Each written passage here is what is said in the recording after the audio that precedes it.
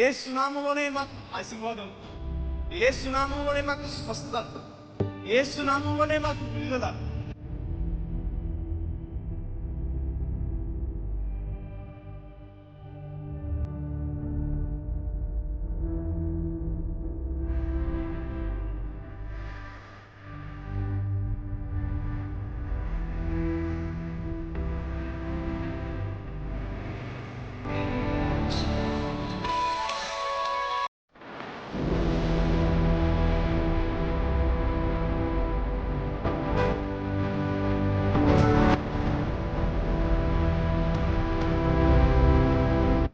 మీరు ప్రత్యేకింపబడిన వారు అని దేవుడు చెప్తున్నాడు. You are chosen, you are different.